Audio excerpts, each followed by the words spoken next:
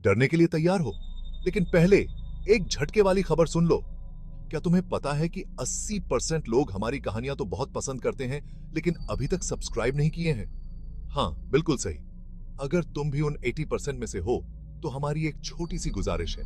बस नीचे स्क्रॉल करो और सब्सक्राइब बटन दबा दो, और साथ ही बेल आइकॉन भी दबा दो, ताकि हमारे नए डरावने अपलोड्स कभी मिस ना हो। ये छोटा सा काम है, लेकिन हमारे लिए बहुत मायने रखता है। चलो, हमारे खौफनाक कम्युनिटी में शामिल हो जाओ और डरने के लिए तैयार हो जाओ। रुको, क्योंकि आज की डरावनी कहानी बस शुरू होने वाली है। मजा मत छोड़ो। नमस्ते दोस्तों, मैं हूं आपका अपना डिम्पी और आज हम एक ऐसे सफर पर निकलने वाले हैं जो आपके रोंगटे खड़े कर देगा। आज हम आपको 5 सच्ची डरावनी घटनाओं के बारे में बताने जा रहे हैं जो आपके रोंगटे खड़े कर देंगी। ये कहानियां सिर्फ कहानियां नहीं हैं, बल्कि सच्ची घटनाओं पर आधारित हैं जो लोगों ने खुद अनुभव की है। इन कहानियों में आपको श्मशान घाट की भयानक रातें, पुराने महलों के रहस्यमयी साए और भटकती आत्माओं के किस्से सुनने को मिलेंगे। तो अगर आप डरपोक हैं तो अभी भी समय है पीछे हटने का, लेकिन अगर आप अपने डर का सामना करने के लिए तैयार हैं तो हमारे साथ बने रहिए और जानिए 5 सच्ची डरावनी घटनाओं के बारे में जो आपको रातों की नींद उड़ा देंगी। कहानी शुरू होती है राजू नाम के एकदम सीधे साधे लड़के से जो थोड़ा सा भोला भी था। एक रात देर से ऑफिस से घर लौटते वक्त रास्ता भटक जाने के कारण राजू खुद को श्मशान घाट के पास पाता है। अब श्मशान घाट अपने आप में ही एक डरावनी जगह होती है। ऊपर से रात का अंधेरा और चारों तरफ सन्नाटा। ठंडी हवा चल रही थी और पेड़ों की सरसराहट से माहौल और भी खौफनाक हो गया था। राजू ने जल्दी से जल्दी वहां से निकलने की सोची और तेज तेज कदम बढ़ाने लगा। तभी उसकी नजर एक जलती हुई चिता पर पड़ी। चिता की लपटें तेज हवा में इधर उधर उछल रही थीं और उनकी भयानक परछाइयां आसपास नाच रही थीं। राजू ने अपनी नजरें फेर लीं और आगे बढ़ने लगा, लेकिन तभी उसे एक अजीब सी आहट सुनाई दी। ऐसा लग रहा था जैसे कोई उसके पीछे पीछे चल रहा है। राजू ने हिम्मत करके पीछे मुड़कर देखा, लेकिन वहां कोई नहीं था। उसने सोचा शायद उसे वहम हुआ होगा और वो फिर से चलने लगा, लेकिन कुछ ही कदम चलने के बाद फिर से वही आहट सुनाई दी। इस बार आहट और भी तेज थी, जैसे कोई उसे अपनी तरफ खींच रहा हो। डर के मारे राजू के होश उड़ गए।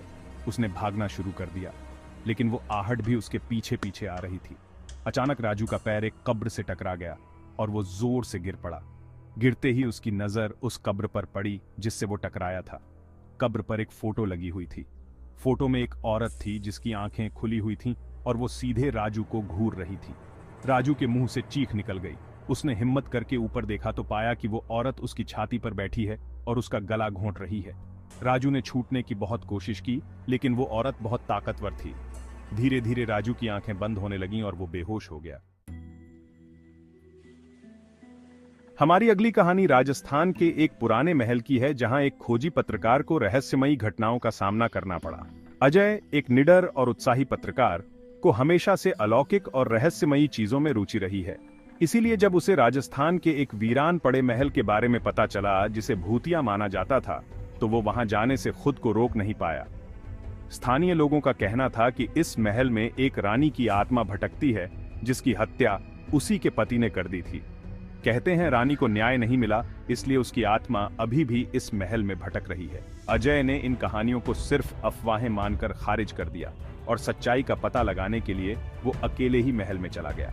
महल बाहर से जितना भव्य और सुंदर दिखता था, अंदर से उतना ही डरावना और वीरान था। अजय धीरे धीरे महल के अंदर बढ़ता गया। चारों तरफ धूल और मकड़ियों के जाले ही जाले थे। दीवारों पर लगी पुरानी तस्वीरें टूट चुकी थीं और उनमें से अजीब सी ऊर्जा निकल रही थी। अचानक अजय को महल के एक कमरे से मधुर संगीत की आवाज सुनाई दी। वो उस आवाज की तरफ आकर्षित हुआ और उस कमरे में पहुंच गया। कमरा खाली था, लेकिन संगीत की आवाज अभी भी आ रही थी। अजय ने गौर से देखा तो उसे कमरे के एक कोने में एक पुरानी ग्रामोफोन दिखाई दी जो अपने आप बज रही थी। अजय के रोंगटे खड़े हो गए। उसने धीरे से ग्रामोफोन की तरफ हाथ बढ़ाया तो अचानक कमरे की बत्तियां बुझ गईं और तेज हवा चलने लगी। अजय ने महसूस किया कि कोई उसके पीछे खड़ा है। उसने घूमकर देखा तो उसे एक धुंधली सी परछाई दिखाई दी जो तेजी से उसकी तरफ बढ़ रही थी। अजय डर के मारे चीख पड़ा और वहां से भागने लगा। वो जितना तेज भाग सकता था भागता रहा और किसी तरह महल से बाहर निकल आया। बाहर निकलते ही उसे एहसास हुआ कि दिन ढल चुका है और चारों तरफ अंधेरा छा गया है। उसने पीछे मुड़कर देखा तो महल उसे एक भयानक राक्षस की तरह घूर रहा था। कहानी नंबर 3। हमारी अगली कहानी एक छोटे से रेलवे स्टेशन की है जहां एक भयानक रेल दुर्घटना हुई थी और उसके बाद से वहां अजीबोगरीब घटनाएं होने लगी थी। कहते हैं कि कुछ साल पहले इस रेलवे ट्रैक पर 2 ट्रेनों की भयानक टक्कर हो गई थी जिसमें सैकड़ों लोगों की मौत हो गई थी। तब से स्थानीय लोगों का कहना है कि इस ट्रैक पर उन मृतकों की आत्माएं भटकती हैं। रात के समय यहां से गुजरने वाले लोगों को अक्सर अजीब सी आवाजें सुनाई देती हैं, कभी किसी बच्चे के रोने की आवाज तो कभी किसी औरत के चीखने की।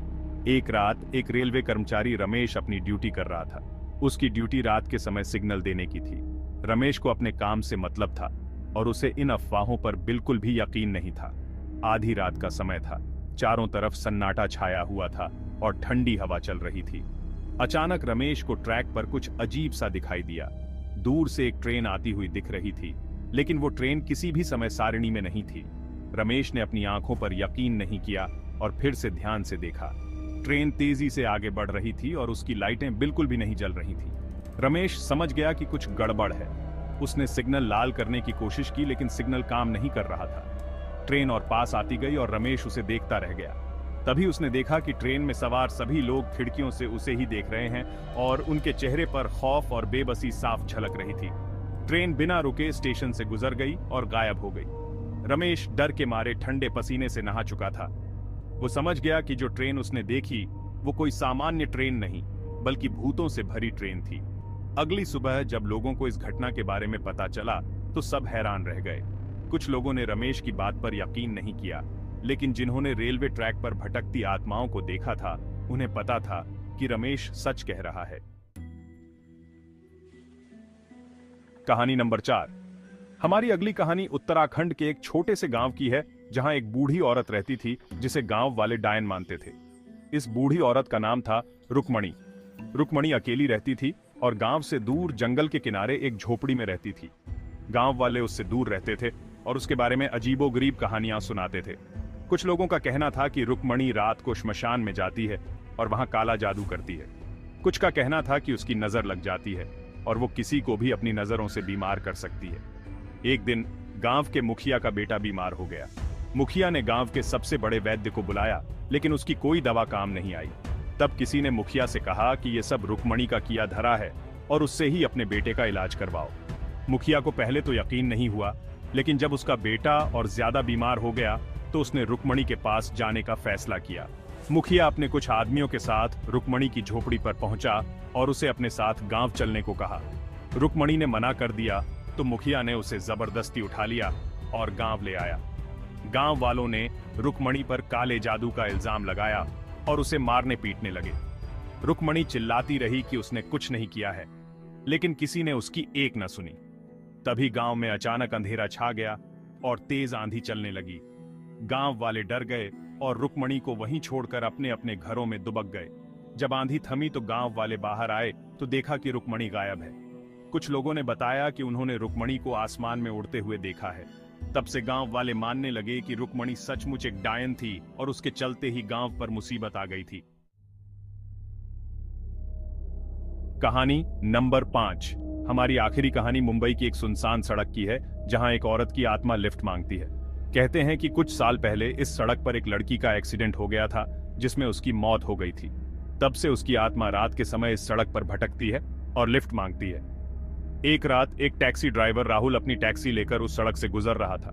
रात बहुत हो चुकी थी और सड़क पर कोई नहीं था। अचानक राहुल ने देखा कि सड़क के किनारे एक लड़की खड़ी है जो लिफ्ट मांग रही है। राहुल ने अपनी टैक्सी रोकी और उस लड़की से पूछा कि वो इतनी रात को अकेली क्या कर रही है। लड़की ने बताया कि वो अपने घर जा रही है और उसकी गाड़ी खराब हो गई है। राहुल को उस पर तरस आ गया और उसने उसे लिफ्ट देने की पेशकश की। लड़की टैक्सी में बैठ गई और राहुल से अपना पता बताया। राहुल ने जब उस लड़की को गौर से देखा तो उसे एहसास हुआ कि उसने इस लड़की को पहले कभी नहीं देखा था। लड़की बहुत ज्यादा खूबसूरत थी और उसकी आंखों में एक अजीब सी चमक थी। राहुल ने जब उस लड़की से उसके बारे में कुछ पूछने की कोशिश की तो वो टाल गई और चुपचाप बैठी रही। कुछ देर बाद राहुल को एहसास हुआ कि गाड़ी में एक अजीब सी खुशबू फैल गई है। खुशबू इतनी तेज थी कि राहुल को चक्कर आने लगा। उसने लड़की की तरफ देखा तो देखा कि वो मुस्कुरा रही है और उसकी आंखें लाल हो गई हैं। राहुल समझ गया कि कुछ गड़बड़ है। उसने तेजी से ब्रेक लगाई और कार रोक दी। कार रुकते ही वो लड़की गायब हो गई। राहुल डर के मारे कांप रहा था। उसने फिर कभी रात को उस सड़क पर जाने की हिम्मत नहीं की। वो जानता था कि जो लड़की उसे मिली थी वो कोई सामान्य लड़की नहीं बल्कि एक आत्मा थी।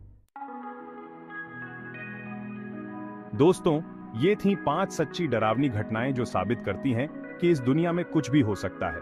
ये कहानियां हमें याद दिलाती हैं कि हमें अज्ञात से डरना नहीं चाहिए, बल्कि उसे समझने की कोशिश करनी चाहिए। अगर आपने भी कभी ऐसी किसी घटना का सामना किया है तो हमें कमेंट में जरूर बताएं। और अगर आपको ये वीडियो पसंद आया हो तो इसे लाइक और शेयर करना न भूलें। अगले वीडियो तक के लिए नमस्ते।